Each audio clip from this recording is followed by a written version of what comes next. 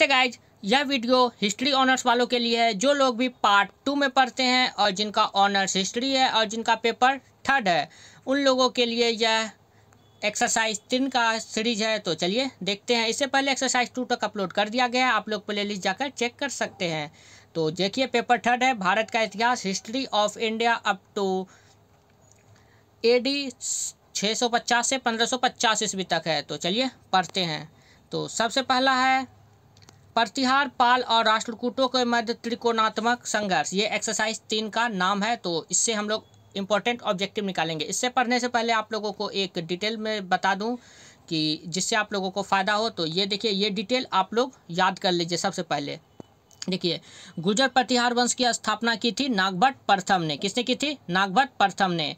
और फिर वत्सराज का शासनकाल कब से कब तक है? तो 780 से 805 ईस्वी तक ये वत्सराज का शासनकाल है।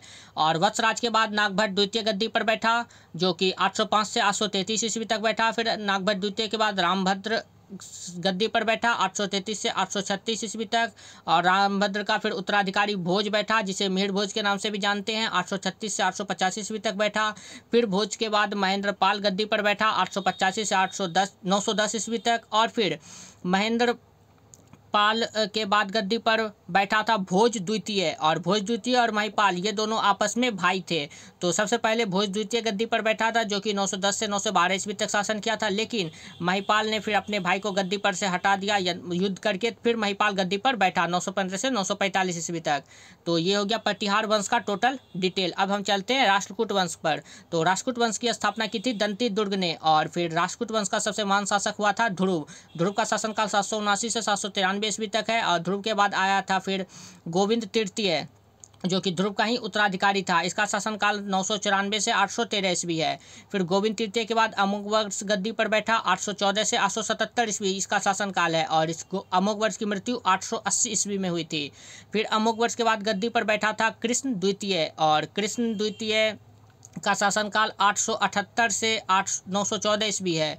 फिर कृष्ण द्वितीय के बाद इंद्र तृतीय गद्दी पर बैठा था, जो कि 914 से 922 ईस्वी तक है। उसके बाद भी और अन्य राजा बैठे, वो इतना इंपॉर्टेंट नहीं है। फिर लास्ट है कृष्ण तृतीय, इसका शासनकाल 936 से 968 है। ये थे टोटल राष्ट्रकूट वंश के शासक। अब हम चलते हैं पाल वंश के शासक की ओर। तो पाल वंश का संस्थापक गोपाल था और इसने 750 ईस्वी में इस वंश की नींव रखी थी। और ये एक साधारण सेनापति था, जनता ने इसे चुना था। और ये 750 से 770 ईस्वी तक शासन किया था। उसके बाद धर्मपाल गद्दी पर बैठा और 780 से 815 ईस्वी तक धर्मपाल शासन किया। उसके बाद देवपाल शासन किया, जो कि 815 से 850 ईस्वी तक था। फिर देवपाल का एक चचेरा भाई था जयपाल, जो कि 850 से 854 ईस्वी तक शासन किया। फिर जयपाल का पुत्र था विग्रहपाल, वो शासन किया 855 से 860 ईस्वी तक। फिर विग्रहपाल के बाद नारायण पाल गद्दी पर बैठा, जो कि 860 से 915 ईस्वी तक शासन किया। उसके बाद राज्यपाल शासन किया। तो ये सब जो है मेन इंपॉर्टेंट जो राजा थे उन सब के सब कालक्रमानुसार है। तो जितने भी लिखे गए हैं ये सारे आप लोगों के लिए इंपॉर्टेंट है। आप लोग स्क्रीनशॉट करके इसे लिख भी सकते हैं एक पेज में और फिर याद भी कर लीजिएगा। तो चलिए अब शुरू करते हैं एक्सरसाइज 3 का मेन ऑब्जेक्टिव जो निकल सकता है। तो सबसे पहले आप लोगों का जो ऑब्जेक्टिव है वो है प्रतिहार वंश। प्रतिहार वंश की स्थापना जो है वो 8वीं शताब्दी में अवंती में हुई थी। ये पूछ सकता है प्रतिहार वंश की स्थापना कहाँ हुई थी, तो अवंती में हुई थी। ये इंपॉर्टेंट ऑब्जेक्टिव है। उसके बाद ये राष्ट्रकूट वंश जो है वो दक्षिण में शक्ति संपन्न राष्ट्रकूट था, मतलब दक्षिण भारत में राष्ट्रकूट वंश की नींव पड़ी थी। और इसके तो मैंने बता दिया कि संस्थापक थे दंती दुर्ग। और अशोक के अभिलेख में जो है रथिकों का उल्लेख किया गया है। और नागानिका के नानाघाट अभिलेख में महारथिकों का उल्लेख किया गया है। और अल्तेकर का मत है कि राष्ट्रकूट जो है ना इन्हीं रथिकों के सामंत थे। राष्ट्रकूट रथिकों के सामंत थे, ये अल्तेकर ने कहा था। और राष्ट्रकूट लहलूर के मूल निवासी थे। कहाँ के मूल निवासी थे? लहलूर के मूल निवासी थे। और फिर नरेश गोविंद तृतीय, इसने जो है ना अपनी राजधानी मान्यखेट बनाई थी। किसे बनाई थी? गोविंद तृतीय ने अपनी राजधानी मान्यखेट को बनाई थी। और त्रिपक्षीय संघर्ष जो 783 ईस्वी में हुआ था, यह पाल, प्रतिहार और राष्ट्रकूट के मध्य हुआ था। नेक्स्ट इंपॉर्टेंट है आप लोगों के लिए, 783 ईस्वी में त्रिपक्षीय संघर्ष हुआ था, पाल, प्रतिहार और राष्ट्रकूट के बीच हुआ था। सबसे पहले जो है कन्नौज को अपने में करने के लिए प्रतिहार नरेश जो वत्सराज थे, जो कि 780 ईस्वी में गद्दी पर बैठे थे, 780 ईस्वी में, उसने 783 ईस्वी में इंद्रायुध को पराजित कर वहाँ पर अधीन कर लिया। तो वत्सराज के शासनकाल में ही धर्मपाल भी हुए थे। तो धर्मपाल जो है कन्नौज पर जो है वो चक्रायुध को बैठाना चाहता था। किसे धर्मपाल बैठाना चाहता था? तो वो चक्रायुध को बैठाना चाहता था कन्नौज के सिंहासन पर। तो फिर इन दोनों के बीच युद्ध हुआ। किन दोनों के बीच? तो धर्मपाल और वत्सराज के बीच युद्ध हुआ। इस युद्ध में जो है धर्मपाल पराजित हुआ। इसका उल्लेख जो है वनी डिंडोरी अभिलेख में मिलता है। और अब नेक्स्ट देखते हैं ऑब्जेक्टिव आप लोगों का क्या है। इसका उल्लेख किस में मिलता है? इन दोनों के बीच युद्ध हुआ था, वत्सराज और धर्मपाल के बीच युद्ध हुआ था। वनी डिंडोरी का अभिलेख में इसका वर्णन किया गया है। और वत्सराज का एक सामंत था दुर्लभ राज। कौन था? दुर्लभ राज। दुर्लभ राज के विषय में ऐसा कहा जाता है कि दुर्लभ राज ने अपनी तलवार को गंगा और समुद्र के संगम पर स्नान कराया था। ये आप लोगों से पूछ भी सकता, नहीं भी। तो दुर्लभ राज के बारे में ऐसा कहा जाता है कि अपने तलवार को उसने गंगा और समुद्र के संगम पर स्नान करवाया था। और ये वाला इंपॉर्टेंट है आप लोगों के लिए लाइन। राष्ट्रकूट नरेश ध्रुव और वत्सराज प्रतिहार का नरेश और पाल नरेश धर्मपाल, ये तीनों एक दूसरे के समकालीन थे। इन दोनों के बीच युद्ध हुआ था। सबसे इसमें विजयी रहे थे ध्रुव। ध्रुव इन दोनों को हराया था, वत्सराज को भी और धर्मपाल को भी। और वत्सराज जो है वो धर्मपाल को हराया था। टोटल मिला के हर बार पराजित धर्मपाल ही हुआ। तो अब नेक्स्ट देखते हैं। यहाँ भी लिखा हुआ है ध्रुव ने वत्सराज को पराजित किया। अमोघ वर्ष के संजान अभिलेख से ज्ञात होता है कि ध्रुव की सेना और धर्मपाल को भी पराजित किया था। ध्रुव की सेना ने धर्मपाल को भी पराजित किया था। इसका उल्लेख अमोघ वर्ष के संजान अभिलेख में मिलता है। किसमें मिलता है? संजान अभिलेख में। अब नेक्स्ट ऑब्जेक्टिव देखते हैं। नेक्स्ट ऑब्जेक्टिव है ध्रुव और धर्मपाल के मध्य यह संघर्ष गंगा यमुना के द्वाब में हुआ था। ध्रुव और धर्मपाल के बीच जो युद्ध हुआ था उसका वो कहाँ हुआ था? तो गंगा यमुना के द्वाब में हुआ था। अब नेक्स्ट ऑब्जेक्टिव देखते हैं। नेक्स्ट ऑब्जेक्टिव है आप लोगों का धर्मपाल ने जब ध्रुव जो इन दोनों को हरा के फिर ये दक्षिण भारत में चल गया, दक्षिण भारत में अपने राज्य में चल गया। तो फिर इसका फायदा उठाकर धर्मपाल जो है फिर से चक्रायुद्ध को वहाँ का सिंहासन पर बैठा दिया।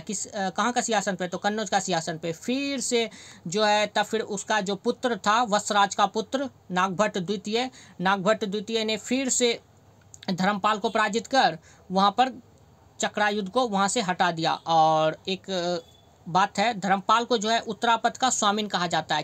किसे कहा जाता है? तो धर्मपाल को उत्तरापथ स्वामिन कहा गया है। ये भी ऑब्जेक्टिव में आप लोगों से पूछ सकता है। और फिर ये लाइन भी इंपॉर्टेंट है। गोविंद तृतीय, धर्मपाल और नागभट्ट द्वितीय ये तीनों एक दूसरे के समकालीन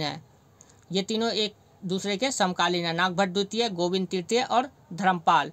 नेक्स्ट ऑब्जेक्टिव आप लोगों का, नागभट्ट द्वितीय ने कन्नौज के राजा चक्रायुद्ध को परास्त कर कन्नौज पर अधिकार कर लिया। ये मैंने बताया कि जब चक्रायुद्ध को बैठा दिया धर्मपाल, फिर से चक्रायुद्ध को पराजित करके नागभट्ट द्वितीय ने कन्नौज पर अधिकार कर लिया। अब नेक्स्ट आप लोगों के लिए इंपॉर्टेंट गोविंद तृतीय। ये जो है गोविंद तृतीय दक्षिण भारत से जो आए थे फिर से अपने पिता की तरह ध्रुव की तरह ये भी गोविंद तृतीय आए थे। और ये फिर से धर्मपाल को इसने पराजित किया और नागभट्ट द्वितीय को भी पराजित किया। फिर से इन्होंने उन दोनों को परास्त किया था। और मालवा की रक्षा के लिए इन्होंने जो है कर्कराज को नागभट्ट के विरुद्ध नियुक्त सामंत किया था। किसे सामंत नियुक्त किया था? कर्कराज को सामंत नियुक्त किया था। किसके विरुद्ध? तो नागभट्ट द्वितीय के विरुद्ध इसने किया था। और ये गोविंद तृतीय जो है फिर से नागभट्ट द्वितीय पर विजय प्राप्त किए थे। और नेक्स्ट ऑब्जेक्टिव आप लोगों का, गोविंद तृतीय ने धर्मपाल और चक्रायुद्ध को भी आत्मसमर्पण के लिए विवश किया था। मैंने बताया कि गोविंद तृतीय जो है वो धर्मपाल को भी हराया था और नागभट्ट द्वितीय को भी हराया था। तो अब नेक्स्ट ऑब्जेक्टिव देखते हैं क्या इंपॉर्टेंट है। नेक्स्ट ऑब्जेक्टिव है अब इसके बाद, नागभट्ट द्वितीय ने धर्मपाल द्वारा संरक्षित कन्नौज नरेश चक्रायुद्ध को परास्त कर कन्नौज पर अधिकार कर लिया। अब देखिए फिर से नागभट्ट द्वितीय ने धर्मपाल द्वारा संरक्षित कन्नौज नरेश चक्रायुद्ध को हराया, आपको तो बता दिया, और कन्नौज पर अधिकार कर लिया। और कन्नौज प्रतिहार राज्य की राजधानी बन गई। ये इंपॉर्टेंट आप लोगों के लिए। कन्नौज किसकी राजधानी बन गई? तो प्रतिहार की राजधानी बन गई। और प्रतिहार वंश का संस्थापक कौन था? तो नागभट्ट प्रथम था प्रतिहार वंश का संस्थापक। अब नेक्स्ट देखते हैं, पाल नरेश धर्मपाल को मुंगेर के युद्ध में। अब ये जो मुंगेर का युद्ध है किसके किसके बीच हुआ? तो धर्मपाल और नागभट्ट द्वितीय के बीच मुंगेर का युद्ध हुआ। और इस युद्ध में फिर से धर्मपाल पराजित हुआ। कौन पराजित हुआ? धर्मपाल पराजित हुआ। यानी कि हर युद्ध में धर्मपाल पराजित ही हो रहा है। तो आप लोग से पूछा जाएगा कोई भी युद्ध तो उसमें धर्मपाल पराजित ही रहेगा। और मुंगेर का युद्ध किसके बीच हुआ? धर्मपाल के बीच और नागभट्ट द्वितीय के बीच हुआ था। अब नेक्स्ट है, प्रतिहार नरेश मिहिर भोज, पाल नरेश देवपाल और राष्ट्रकूट नरेश अमोघ वर्ष और कृष्ण द्वितीय एक दूसरे के समकालीन थे। ये भी आप लोगों के लिए इंपॉर्टेंट है, ऑब्जेक्टिव में पूछ सकता है कि मिहिर भोज इनमें से किन के समकालीन थे? तो देवपाल के समकालीन थे, अमोघ वर्ष के समकालीन थे और कृष्ण द्वितीय के समकालीन थे। नेक्स्ट ऑब्जेक्टिव है, मीणभोज ने राष्ट्रकूट राज्य के उज्जैन प्रदेश पर अधिकार कर लिया। मीणभोज ने और राष्ट्रकूट का राजा जो था ध्रुव आया, दोनों को हरा के गया। उसके बाद उसका पुत्र आया था गोविंद तृतीय, उसने भी सबको हरा दिया था। लेकिन उसके बाद जो अमोघवर्ष शासन किया वो उतना शक्तिशाली शासक नहीं था। तो फिर इसका फायदा उठाकर मीणभोज ने राष्ट्रकूट राज्य के उज्जैन प्रदेश पर अधिकार कर लिया। पहली बार था जो इसने उज्जैन पर अधिकार किया था। किसने? मीणभोज ने राष्ट्रकूट राज्य के उज्जैन प्रदेश पर अधिकार कर लिया। नेक्स्ट ऑब्जेक्टिव आप देखते हैं आप लोगों का क्या है। नेक्स्ट ऑब्जेक्टिव है मीणभोज के अपने समकालीन पाल नरेश देवपाल, विग्रहपाल और नारायण पाल के साथ संघर्ष हुए। अर्थात मीणभोज लंबे समय तक शासन किया और मीणभोज का शासनकाल जो है वह था 836 ईस्वी से लेकर 885 ईस्वी तक। तो इस बीच में विग्रहपाल उसके समकालीन हुए, नारायण पाल भी समकालीन हुए और देवपाल भी उसके समकालीन हुए। अब नेक्स्ट देखते हैं क्या ऑब्जेक्टिव। नेक्स्ट है मीणभोज और देवपाल के मध्य हुए संघर्षों में यद्यपि प्रारंभ में देवपाल की विजय हुई। मीणभोज और देवपाल अब एक दूसरे में युद्ध किए थे। सबसे पहले देवपाल की विजय हुई और फिर से एक युद्ध हुआ देवपाल और मीणभोज के बीच। इस युद्ध में मीणभोज पराजित हुआ। अर्थात धर्मपाल तो हर युद्ध में हारता ही था, लेकिन देवपाल एक बार युद्ध जीता मीणभोज के साथ, लेकिन फिर अगली बार ये हार ही गया। कौन? तो देवपाल हार गया, मीणभोज जीत गया। अब नेक्स्ट ऑब्जेक्टिव देखते हैं क्या है आप लोगों के लिए इम्पोर्टेंट। नेक्स्ट ऑब्जेक्टिव है आप लोगों का, देखिए नेक्स्ट ऑब्जेक्टिव है गोविंद चतुर्थ। ये खंभात अभिलेख किससे संबंधित है? खंभात अभिलेख ये गोविंद चतुर्थ से संबंधित है। बस एक बार पढ़ लेना है तो आप लोगों को अगर ऑब्जेक्टिव आया तो आंसर मार देना। खंभात अभिलेख किससे संबंधित है? गोविंद चतुर्थ से। अब नेक्स्ट देखते हैं। नेक्स्ट ऑब्जेक्टिव है आप लोगों के लिए महिपाल प्रथम के शासन के अंतिम समय में राष्ट्रकूट कृष्ण तृतीय ने उत्तर भारत पर आक्रमण किया था। ये देखिए ये भी इंपॉर्टेंट है।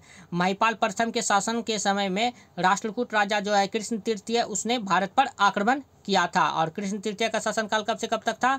कृष्ण तृतीय का शासनकाल आप लोगों को मैंने बताया था, वो उसमें जब बताया 936 ईस्वी से लेकर 968 ईस्वी तक। देखिए आगे में मिलेगा आप लोगों को कृष्ण तृतीय का, इसके बाद वाले पेज में लगता होगा। तो चलिए एक ये देख लेते हैं। इससे पहले यहाँ पर एक इम्पोर्टेंट है अल मसूदी। ये जो अल मसूदी जो है यहाँ पर लिखा हुआ है सबसे नीचे लाइन में, अल मसूदी प्रतिहार राजा को बऊर, प्रतिहार राजा को बऊर और राष्ट्रकूटों को बलहर कहता है। ये भी इम्पोर्टेंट है ऑब्जेक्टिव के लिए। किस कौन? तो अल मसूदी जो है प्रतिहार को बऊर और राष्ट्रकूटों को बलहर कहता है। नेक्स्ट ऑब्जेक्टिव है आप लोगों का, देखिए नेक्स्ट ऑब्जेक्टिव है महमूद गजनवी जो है उसने आक्रमण कर प्रतिहार शासन की नींव हिला दी और 1036 ईस्वी में प्रतिहार शासन समाप्त हो गया। तो प्रतिहार शासन को किसने समाप्त किया? महमूद गजनवी ने समाप्त किया। कब? तो 1036 ईस्वी में। नेक्स्ट है 974 ईस्वी में राष्ट्रकूटों के एक सामंत लैलप द्वितीय ने राष्ट्रकूटों के शासन की समाप्त कर दिया। इसे लैलप द्वितीय या तैलप द्वितीय भी आप लोग कह सकते हैं।